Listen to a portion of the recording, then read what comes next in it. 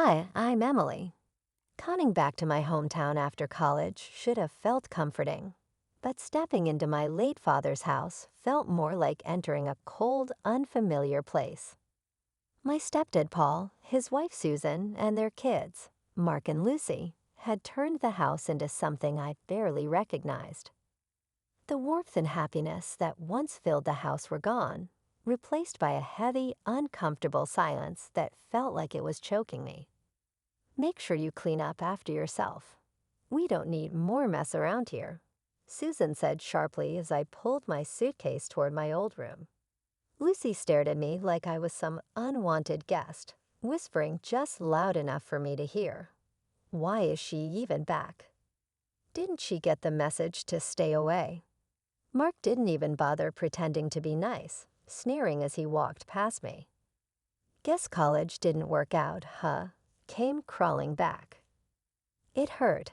These were supposed to be the people who were my family. My dad had married Susan after my mom died when I was just a child. He always hoped Susan and I would get along and that her kids would be like siblings to me. But after he died suddenly last year, any sense of family disappeared with him.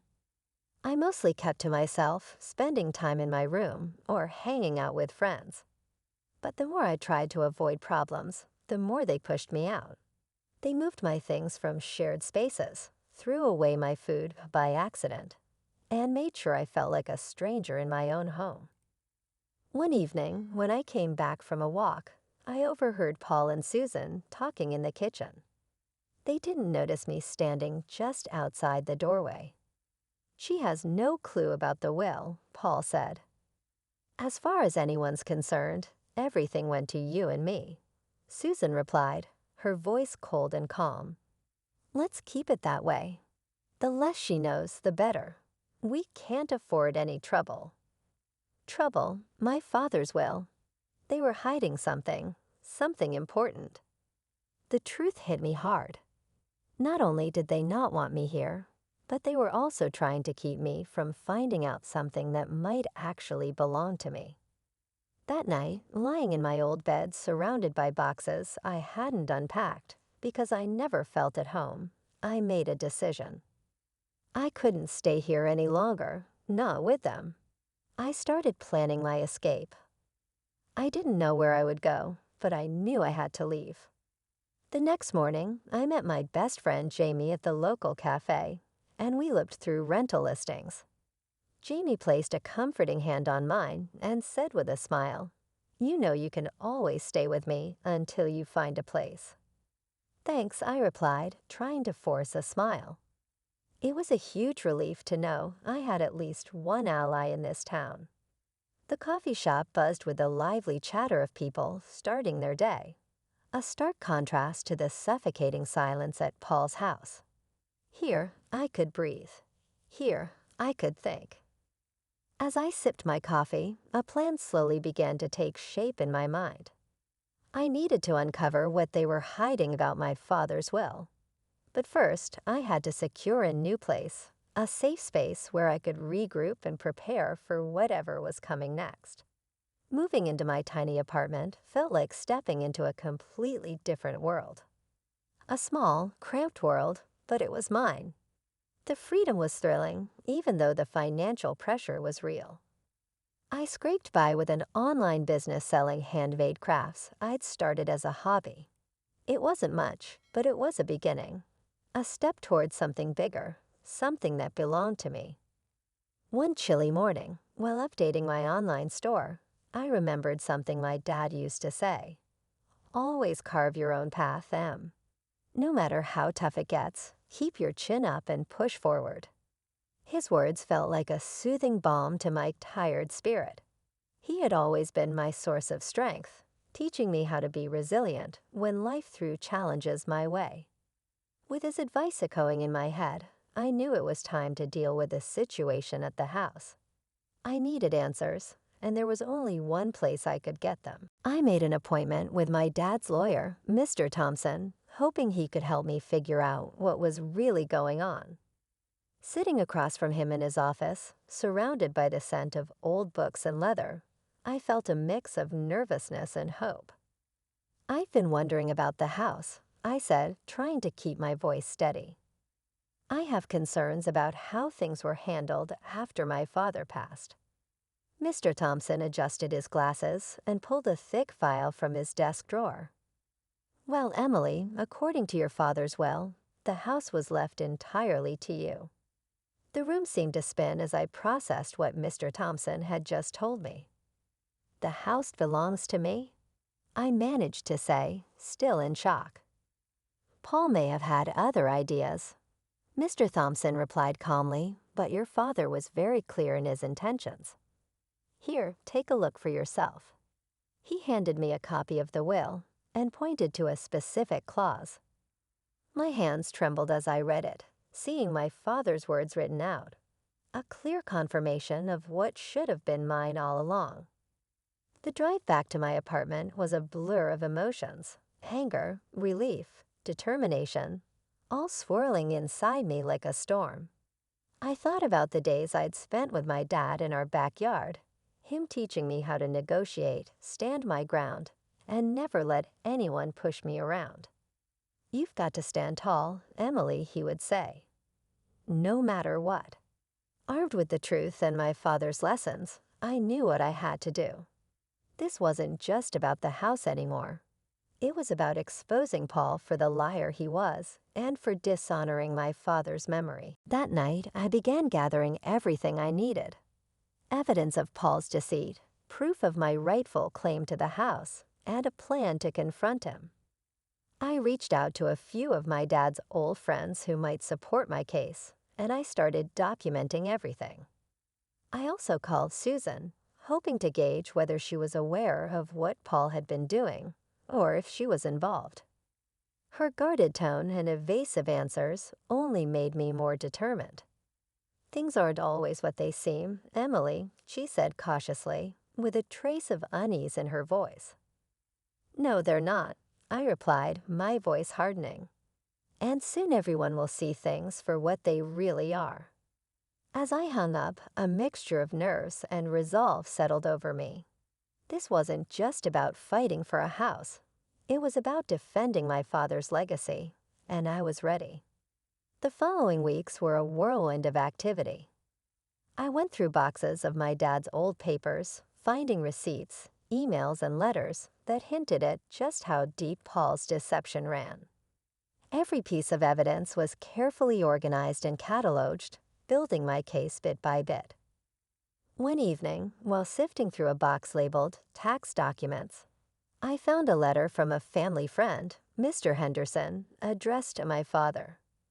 The letter detailed a conversation with Paul, where Paul had openly stated his plan to convince everyone that the house should belong to him and Susan after my father's passing. It was the smoking gun I needed. The next day, I met with Mr. Henderson, who was more than willing to provide a sworn statement recounting his conversation with Paul. Armed with this new evidence, I called my cousin Alex, who specialized in real estate law. We met at a small cafe downtown, where I laid out everything I had uncovered. "Emily, you have a strong case here," Alex said, reviewing the documents. "Based on this, Paul's actions could easily be considered fraud. You have rights, and we can fight to enforce them."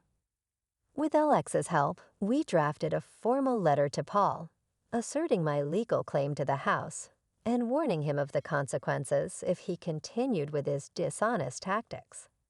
It felt incredibly empowering to finally take decisive action, knowing I was on solid ground. But the real turning point came when I decided to confront Susan directly. If she truly didn't know the full extent of Paul's schemes, she deserved to. One afternoon, I invited her to meet for coffee, hoping that in a neutral space, we could talk openly. "Susan, I found something troubling in my father's documents." I began carefully, watching her reaction. "There are inconsistencies in what Paul has told us about the house. According to my father's will, the house was left to me, not to Paul. I have the documents to prove it." Susan's face turned pale, her eyes flickering with a mix of surprise and confusion. I had no idea, she stammered. Paul told me the house was left to both of us to secure our future. I understand this is hard to hear, and I'm not trying to start a conflict, I said, keeping my tone calm but firm. But you deserve to know the truth. I think Paul has missiled both of us. Susan was silent for a moment, then slowly nodded. I need to think about this, Emily. If what you're saying is true, I need to reassess a lot of things. As we parted, I sensed a shift. Susan's reaction was exactly what I had hoped for, a crack in Paul's lies that could bring everything down. Walking back to my apartment, my resolve hardened. This was no longer just about reclaiming my father's house. It was about justice and making sure my father's wishes were honored, ensuring that deceit wouldn't win. The day of the confrontation felt like the climax of a storm that had been brewing for months. I had everything prepared. The evidence neatly organized in a folder, testimonies from key people, and most importantly, the support of my friends and family. I invited Paul, Susan, and their kids over under the pretense of discussing family matters. As they settled into the living room, the tension was thick. Thank you all for coming. There's something important we need to talk about regarding my father's house and his will, I began. Paul scoffed, his arrogance clear. Here we go again, Emily. What now? More accusations? I didn't flinch. Not accusations, Paul. Facts. I laid out the documents on the coffee table. My father's will, the letter from Mr. Henderson, and legal assessments. According to these documents, confirmed by multiple legal advisors, this house was left to me, not to you, Paul. You've been lying to everyone. Susan's eyes darted between the papers and Paul. Is this true, Paul?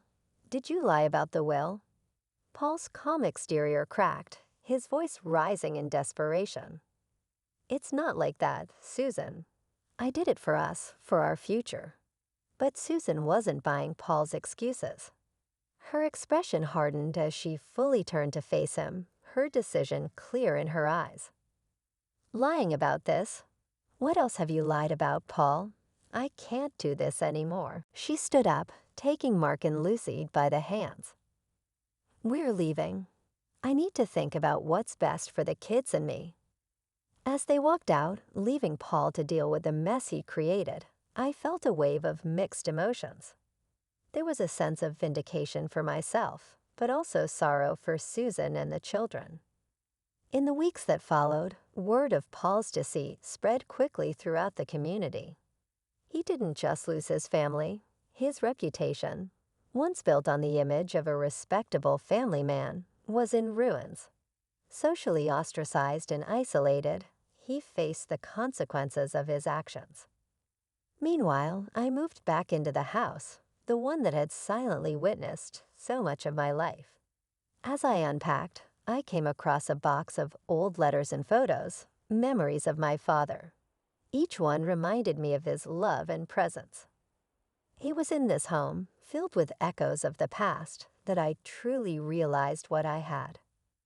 Reclaimed, I didn't just make the house my home. I turned it into a space for community and healing. The business I'd started out of necessity grew and flourished, and I began hosting workshops to help others who were fighting their own battles against deceit and manipulation. Standing in the newly renovated living room, now alive with laughter and conversation from a local support group meeting, I felt a deep connection to my father's legacy. This house, once a place of conflict, was now a sanctuary, a place of healing and strength. This victory wasn't just about winning back a house or defeating a deceitful stepfather. It was about reclaiming my life, honoring my father's memory, and building a future on the values of integrity and resilience he had instilled in me. And that brings us to the end of the story. Now I have a question for you. If you were in Susan's position, would you have made the same choice to leave Paul after discovering the truth? Or would you have tried to find another solution? What would you do differently and why? I'm really interested to hear your thoughts, so please share them in the comments below. If you enjoyed this video, don't forget to like and subscribe for more stories like this. Your support means a lot and helps keep these stories coming. Thanks for watching, and I can't wait to read your responses.